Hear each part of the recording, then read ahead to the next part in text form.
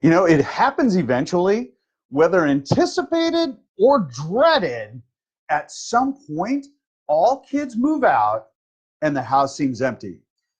Waiting up to hear the front door open as someone returns from a date, or, those things are from the past, and shopping in bulk to fill the refrigerator is no longer a necessity.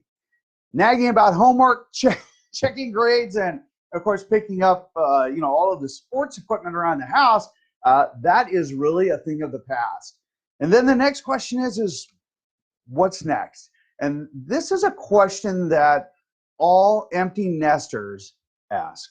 And so today we're going to go over the 4 top things to consider as an empty nester as you're considering selling your home and moving on to that next phase.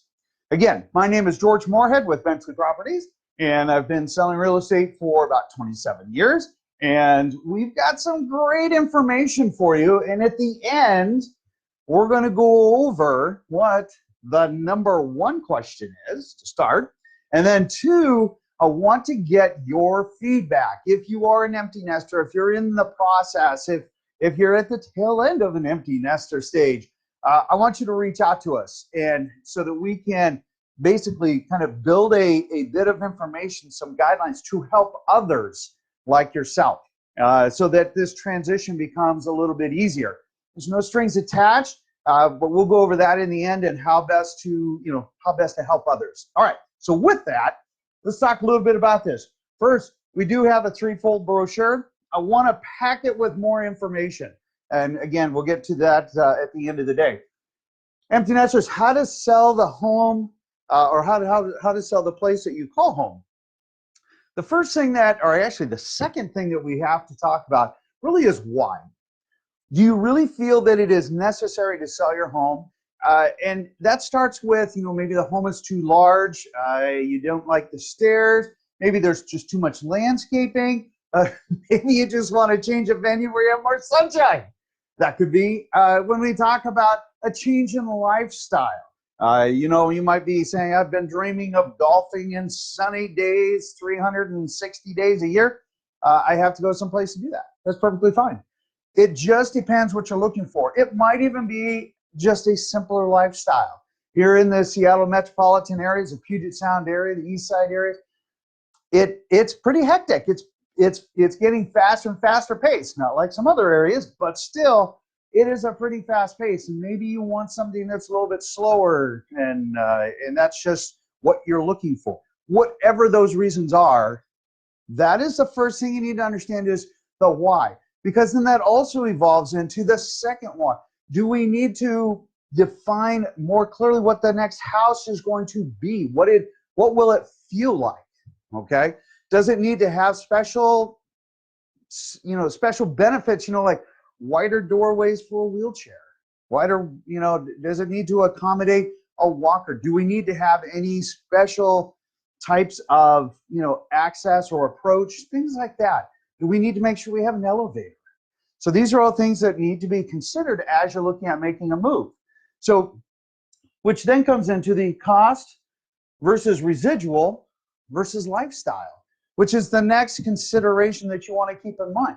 There's a cost for selling a house, and you need to make sure that you're working with a CPA and your financial planner, and the two need to be on the same page. You might say, George, why both? Okay, well, you have your tax implications. Yes, when you sell your home, you do get, if you ever are a married couple and you have not rented out your house in the last 5 years, you get a $500,000 exception. And that exemption is $250,000 each. But if you're just, single, or you've owned the house by yourself and you're not married, even though you may have a significant other, you get $250,000. Okay. So the difference on top of that, you might be looking at a long-term gain. And so there's going to be some tax implications you want to keep in mind. A long-term gain is typically valued at starting at 15% for the first $500,000, then it goes up from there. Talk to your CPA. They're the ones that are going to help you out and define that more clearly. All right. Your financial planner. You need to make sure that with the residual that you're going to basically realize. Again, your CPA is going to help you out with that. A great firm, Phil Hingston, Dave Hingston, Hingston and Associates, great firm. They just recently moved out of Seattle, moved to Linwood, and absolutely give great advice. We've referred a ton of people to them. They just great information. They need to work directly with a financial planner. Need a financial planner? John Easley, Rod Tucker. Rod Tucker's in Kirkland. Absolutely rock star of a guy. Very easy to talk to. Doesn't give any, basically misconception type of information to make you feel good. He just tells you how it is. Same thing with John Easley. John Easley's out of Seattle. He's got some amazing tools also. Great communicators. You're going to get great customer service from these guys, so give them a call. They are the ones that you're going to need to chat with as you assess your needs.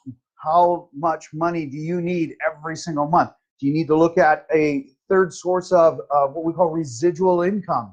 Do we need to take a look at your lifestyle versus how long you really might live? I know that sounds morbid and bad, but it is what we need to take a look at so that you are not getting down to the tail end and say, oh, I'm out of money. You don't want that. So you need to have that plan. And that plan is easy because you start now. Like I told my nephew, it's like retiring. I told him, because he's 25 now, and I said, hey, Ryan, listen, dude, you start retiring or preparing for your retirement today. It's like putting a marble in your pocket.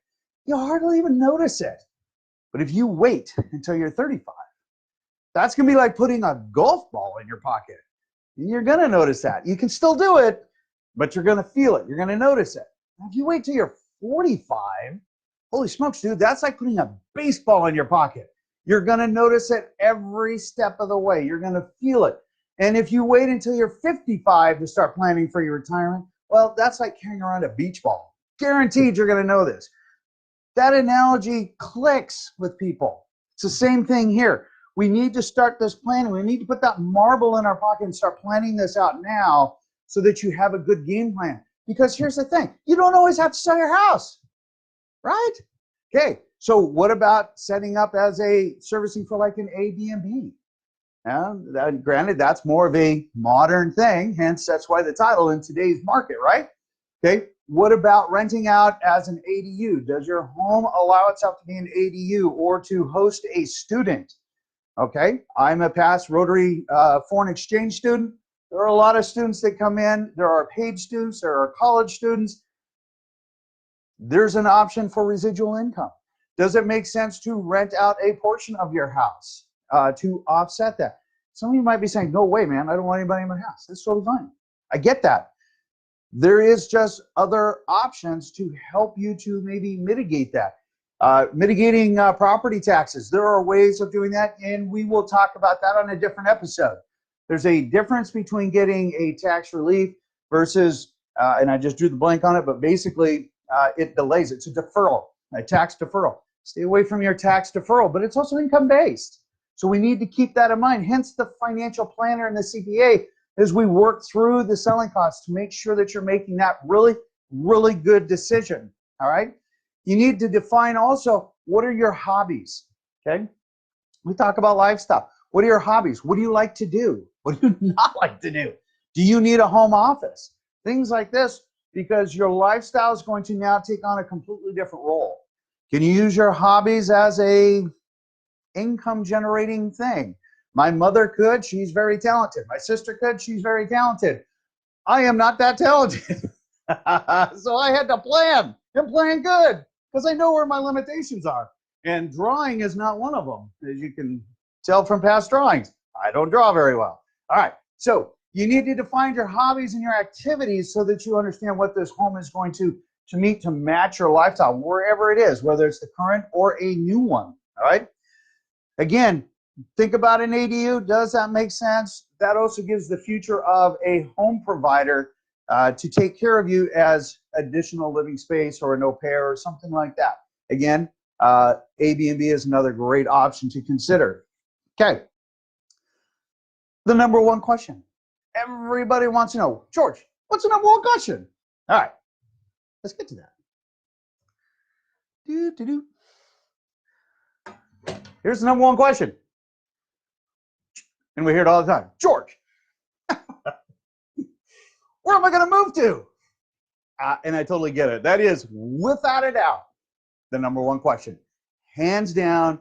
You know, we were meeting with the Nortons not long ago, and then we met with the Hinkleys, and then we actually met with just drew a blank on it. I just met them, but anyway, it was hilarious. Within a 1 week window, every one of them asked this question: where are we going to go?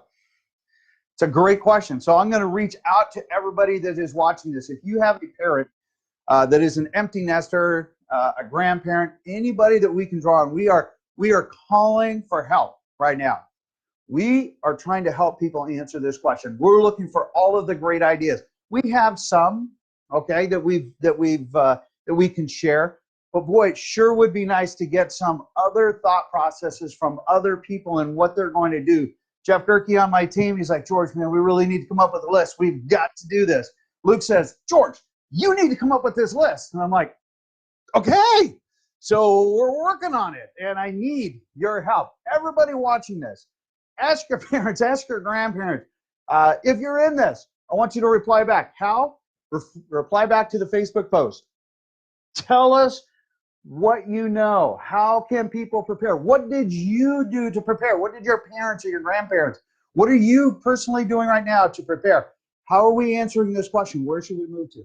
Where do we go? All right. To help people kind of get their arms around the entire process of this, this preparation of, and gonna happen, becoming an empty nester, right? Do we stay? Do we go? Almost sounds like a song, right? Do I stay or do I go now? Anyway, all right. So, just kidding. Email me, George M at bentleyproperties.com. George M as in Mary, George Moorhead, right? At bentleyproperties.com. You can call us, all right? 206-496-0545. I'm really looking for your help. I'm calling out to everybody. We're leading with generosity. Look, there's no strings attached here. You're not saying, hey, I want a home evaluation. Hey, I want to sell my house. Hey, I want to buy it. That's not it. I need your feedback. I need to know, how do we answer this question? How are you working through this question? Where should we move to? If your parents just went through this, again, call back. We're just looking for information. And in fact, if we get 500 responses, which I would think out of 20,000 viewers, we should get 500 responses, or at least close to it, all right? But I want to make it aggressive. 500 responses. We will donate $5,000 to Seattle Children's Hospital as our donation. But I need 500 responses. So, because it's a charity that we support, one of our very much driving force to change lives, help us here, we'll help the kids there too. All right. So, with that, Facebook post reply, George M at Bentley Properties, and my phone number, 206-496-0545. Give us some information so we can share it with others. We're going to put all the ideas and whatnot on the landing page. We'll include you on that landing page so that we can, again, lead with generosity and help others. All right? So with that, let you guys have a beautiful day, and I will see you on the next one. My name is George Moorhead. Hopefully you liked what you had to hear. We have more information. You can, whoops, let me turn that back around. You can request the threefold here on our empty nesters on the site. Marie or May is going to post some additional information for you. And we'll see you on the next video. Have a great day. Take care.